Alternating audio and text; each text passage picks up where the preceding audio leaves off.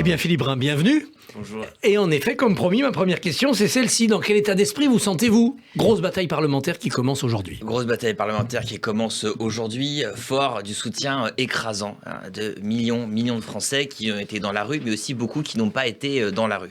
Et moi, ce que je constate, venant de mon département, où j'ai passé le week-end à Louviers dans l'Eure, où, si vous voulez, les habitants ne sont pas tellement adhérents de la CGT, ce que je constate, c'est que chez des gens qui s'intéressent pas à la politique, sont souvent très loin de la gauche, eh bien, on a une conviction massive que cette réforme est mauvaise. Moi, je vois des artisans, je vois des commerçants qui sont venus d'ailleurs manifester avec nous mardi dernier. Des gens qui n'ont pas pour habitude de manifester ou de protester, qui constatent bien que cette réforme, elle est injuste et elle est brutale. Vous avez besoin de ce soutien massif demain, samedi.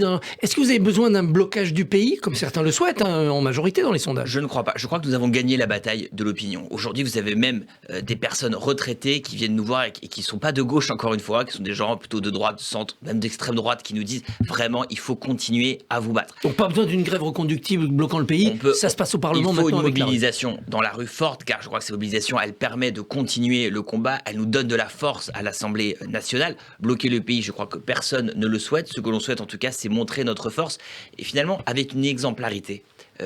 1 million, 2 millions de personnes dans la rue durant les dernières semaines, il n'y a pas eu une seule violence, il n'y a pas eu un seul échauffouré, et cela, nous devons garder cette bonne humeur, cette bonne ambiance dans les manifestations. C'est la condition du succès de la mobilisation politique et sociale. Alors par rapport à ce soutien, est-ce que vous avez la bonne tactique ? 20 000 amendements déposés, 18 000 viennent de la NUPES, 13 000 viennent de la France Insoumise. Ça va bloquer le débat, on n'examinera pas les articles. Ne faut-il pas retirer ces amendements pour parler de tout ? Je vais vous parler très franchement, je pense que oui, il faut les retirer. Il faut que nous arrivions à un moment au vote de l'article 7 de ce projet de loi. Celui sur les 64 ans. C'est celui des 62 à 64 ans. Tout le monde est contre cet article-là. Et il se trouve qu'il y a 25 députés LR qui ont déposé un amendement contre cet article. Alors, si on passe au vote, c'est quasiment certain que l'Assemblée nationale rejettera cet article. Vous voyez, symboliquement, c'est une victoire parlementaire indéniable. Alors, je dis à mes collègues de la France Insoumise, les socialistes, nous avons déposé seulement 1000 amendements, c'est pas beaucoup.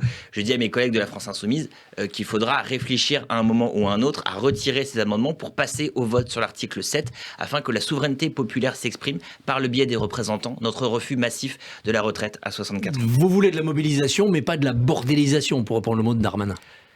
Écoutez, je pense que c'est pas un bon exemple. La Macronie utilise elle-même souvent ce subterfuge de l'obstruction sur les propositions de loi de l'opposition, en déposant des milliers d'amendements. Ça fait partie, et vous êtes un spécialiste de journaliste politique depuis du jeu des années. parlementaire. Il y a toujours eu des dépôts d'amendements massifs quand on veut s'opposer. Mais là, je crois que c'est une mauvaise idée pour la simple et bonne raison que nous pouvons gagner la bataille parlementaire. Et je crois très sincèrement, Christophe Barbier, aujourd'hui, qu'il n'y a pas de majorité à l'Assemblée nationale pour voter ce texte. Alors, ces 25 députés LR, ils sont là, en effet, mais Elisabeth Borne leur fait des concessions. Par exemple, elle a donné au LR une concession avant 21 ans. Si on a travaillé 5 trimestres, eh bien avec 43 années de cotisation, on peut partir, même si on n'a pas 64 ans.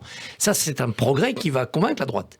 Je vous invite à lire ce matin les tweets d'Aurélien Pradier qui explique à quel point les propositions d'Elisabeth Borne sont une fumisterie. Lui, il veut un seul trimestre travaillé et ça suffit. En tout cas, avant 21 ans. Très clairement, on voit bien qu'il n'y a pas de majorité sur ce texte. Il n'y a pas de majorité sur ce texte car l'idée même de la réforme est profondément injuste. C'est de faire payer finalement le déficit de notre régime de retraite par ceux qui ont commencé à travailler le plus tôt et qui ont les métiers les plus pénibles. Et cela, même quand on est de droite, quand on est gaulliste social comme Aurélien Pradier ou comme d'autres députés LR qui sont des députés de terrain, qui ont été réélus dans des circonstances épouvantables, eh bien ils comprennent bien qu'on ne peut pas passer une réforme pareille dans notre pays. Cela dit, quand on regarde la proposition du PS qui s'est rallié à la retraite à 60 ans, mais qui dit attention, il faudra maintenir 43 années de cotisation. On n'est pas loin du point d'arrivée sur les carrières longues que propose le gouvernement. On en est quand même très très loin. Là, on nous dit finalement, on va faire les carrières longues et dans le même temps, on va passer la retraite de 62 à 64 ans. Mais les gens ne sont pas idiots. Ils se disent bien que si on passe la retraite de 62 à 64 ans et qu'on fait en même temps les carrières longues, la réforme n'a plus aucun intérêt. Si vous n'allez pas faire d'économie, si tous ceux qui en fait sont lésés par le passage 62 à 64 ans sont finalement compensés. Donc on voit bien que cette réforme, elle a avant tout pour objectif de résorber le déficit des retraites sur le dos des plus pauvres, des ouvriers, des employés, de ceux qui ont commencé à travailler plus tôt et qui ont les métiers les plus pénibles. Alors Elisabeth Borne veut essayer de chercher des financements ailleurs, par exemple en augmentant l'indemnité de rupture conventionnelle pour toutes les entreprises qui y ont recours. C'est une bonne piste. Pourquoi pas augmenter effectivement l'indemnité de rupture conventionnelle pour les entreprises qui y ont recours? Pourquoi pas aussi, je repose la question, taxer les super profits des grandes entreprises? Super profits qui sont sans commune mesure avec la situation économique.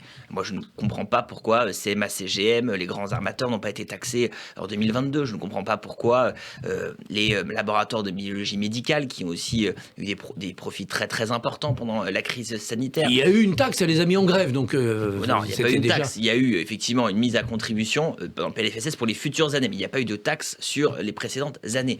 Je ne comprends pas non plus pourquoi les géants de l'énergie, et notamment Total Énergie, n'ont pas été taxés durant cette crise. Et on a déposé, nous les socialistes, une proposition de loi sur les super profits qu'on a déposée en commission des finances, notamment des sociétés d'autoroutes. Vous avez vu le rapport qui a été révélé par le Canard enchaîné. Elle a été refusée par la majorité présidentielle. Elle rapporterait 15 milliards. Justement, on cherche 12 milliards pour équilibrer notre système de retraite. Il faut aujourd'hui ne pas faire reposer uniquement...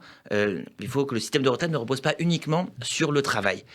Parce que, on le sait bien, il n'y a que 1,7 actifs pour un retraité. Et donc, dans ces conditions, je crois qu'il faut mobiliser aussi la fiscalité du capital et pas seulement le travail. Alors, autre concession d'Elisabeth Borne, l'index d'emploi des seniors. D'abord, il va être étendu à toutes les entreprises de plus de 50 salariés et non de plus de 300. Et puis, si l'entreprise ne fait pas des progrès, elle finira par être punie jusqu'à 1% de sa masse salariale. Ça va dans le bon sens ?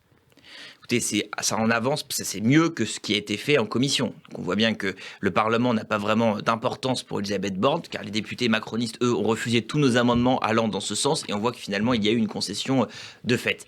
Oui, il faut que cet index senior bénéficie d'une sanction.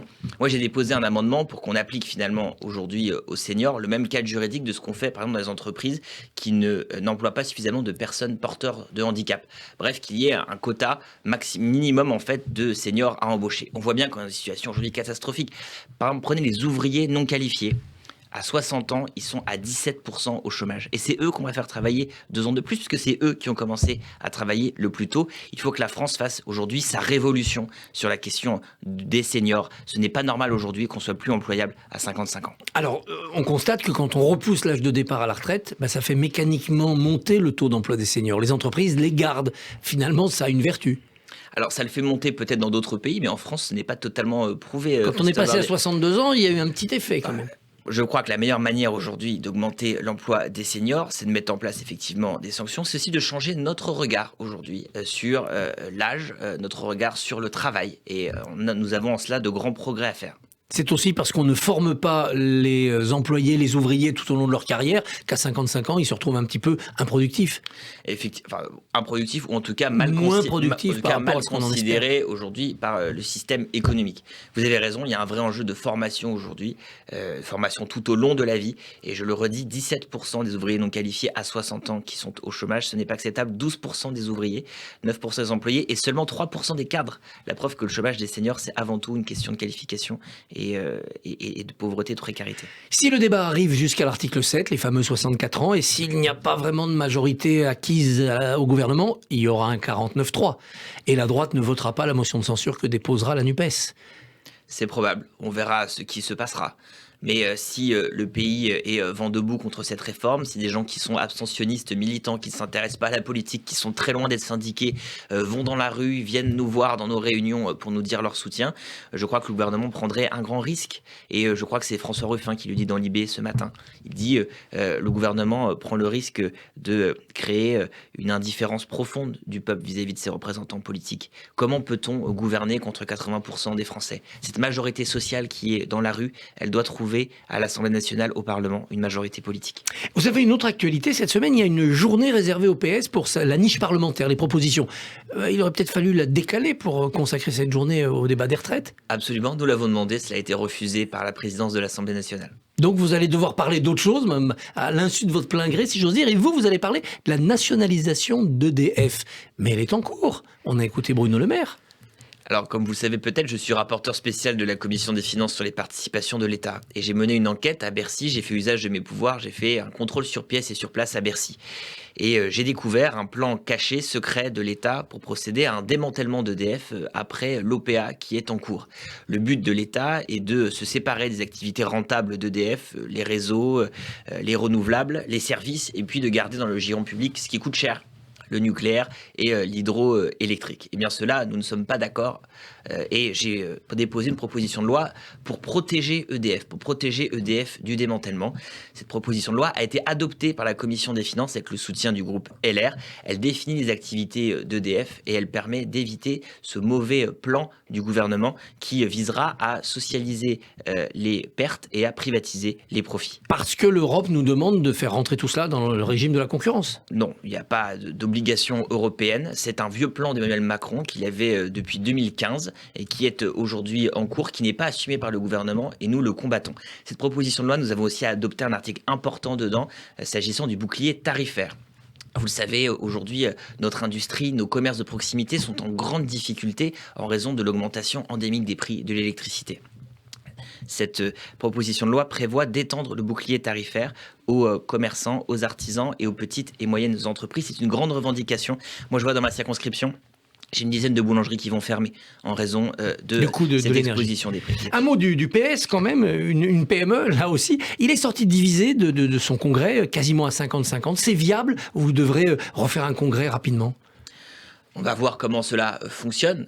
Nous avons montré un mauvais visage aux Français. Et je crois que moi, j'ai eu honte de la séquence qui s'est déroulée. Et je suis heureux qu'à Marseille, nous ayons trouvé le chemin de l'unité. Maintenant, il faut que les instances se mettent en place et nous jugerons sur pièce. C'est aux européennes qu'on verra si ce PS équilibré arrive à fonctionner ? On le verra bien.